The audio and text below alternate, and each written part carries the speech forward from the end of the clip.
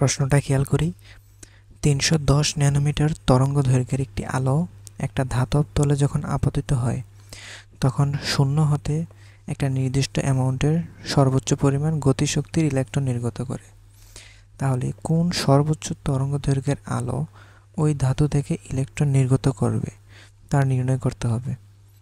So একটা ধাতু থেকে যে ইলেকট্রন যে নির্গত হবে, এই যে মেকানিজমটা, এটা আমরা জানি ফটো ইলেকট্রিক ইফেক্ট বা আলোক তড়িৎ ক্রিয়ার মাধ্যমে ঘটে থাকে। তো এই যে কেজে এখানের যে প্রশ্নের ভিতরে সামান্য একটু ট্রিক্স আছে, সেটা হচ্ছে আমরা যেই ফটো ইলেকট্রিক ইফেক্টের যে ইকুয়েশন যেটা শিখছিলাম, যেটা ছিল কে ম্যাক্স ইজ ইকুয়ালস টু আমাদের ই মাইনাস ফাই। এই ইকুয়েশনে আমাদের যে গতিশক্তি অ্যামাউন্টটা যে বসানো লাগতো সেটা হচ্ছে ইলেকট্রনের সর্বোচ্চ পরিমাণ গতিশক্তি। তো সর্বোচ্চ পরিমাণ গতিশক্তির জন্যই এই ইকুয়েশনটা ডিরাইভ করা। তাহলে আমি যদি কোনো একটা নির্দিষ্ট তরঙ্গ দৈর্ঘ্যের আলো একটা মেটাল সারফেসে ফেলি, তাহলে এমন না যে সবসময় সেম পরিমাণেরই শক্তির ইলেকট্রন বের হবে। তো এটা ডিপেন্ড করে যে আমার যেই পার্টিকেলটা এখানে আসবে সেটার এনার্জি কত। সো কম বেশি হইতে পারে এনার্জি, সেই অনুযায়ী নির্গত ইলেকট্রনের এনার্জিও কম বেশি হতে পারে। সো আমাদের যে কম বেশি এনার্জি সেটা আমাদের দরকার নেই। আমাদের কোন এনার্জি দরকার?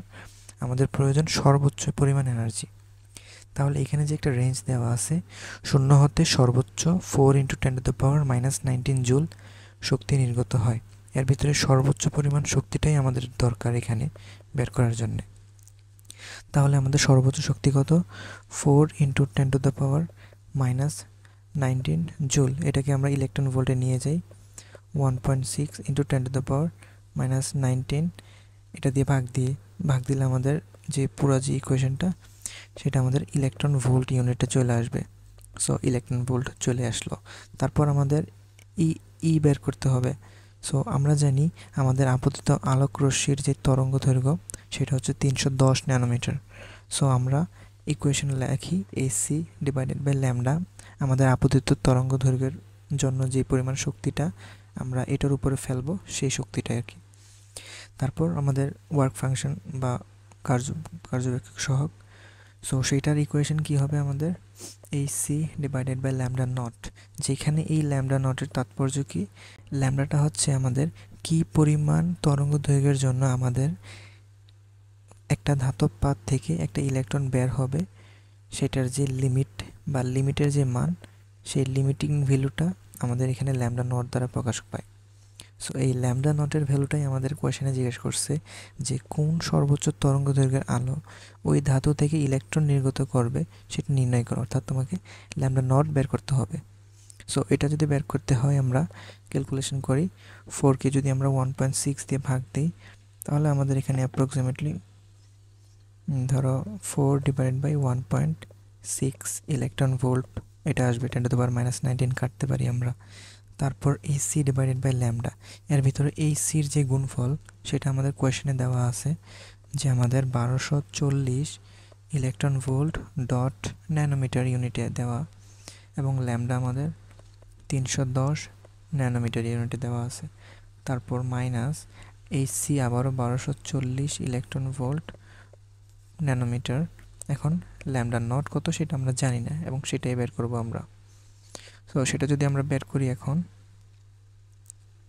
তাহলে আমাদের এখানে দেখো 4 ডিভাইডেড বাই 1.6 ইলেকট্রন ভোল্ট, এটা তো দেওয়াই আছে এখানে। তারপর আমরা এখানে কাটাকাটি করি, ন্যানোমিটারে যদি কাটি তাহলে 124 ডিভাইডেড বাই 31 ইলেকট্রন ভোল্ট আছে এখানে, minus 1240 electron volt nanometer divided by lambda naught. So আমরা যদি পক্ষান্তর করি 1240 electron volt nanometer divided by lambda naught equals আমাদের আসবে 124 divided by 31 minus 4 divided by 1.6। তার মানে আমাদের ল্যামডা নট যেই ভ্যালুটা সেটা আমাদের আসবে 1240 electron volt nanometer divided by 124 divide by 31 minus 4 divide by 1.6 electron volt. So electron ভোল্টে কাটলে লাস্ট অ্যান্সারটা আমাদের ন্যানোমিটার এককে আসবে। সো আমরা অ্যান্সারটা এইভাবে কেন রাখতেছি, কারণ হচ্ছে এই ক্যালকুলেশনটা আমাদের ক্যালকুলেটরের মাধ্যমে করলে ইজি হয়ে যেত। সো যেহেতু হাতে কলমে করতে হবে, আমাদের অনেক টাইম লাগতে পারে। সো কেউ যদি চাও হাতে কলমে করতে, সেটা চাইলে করতে পারো। আর কেউ যদি না চাও, টাইম যদি শর্ট হয়, তাহলে তুমি এতটুকু পর্যন্তই রেজাল্ট রেখে দিতে পারো। এটাই হবে তোমার অ্যান্সার।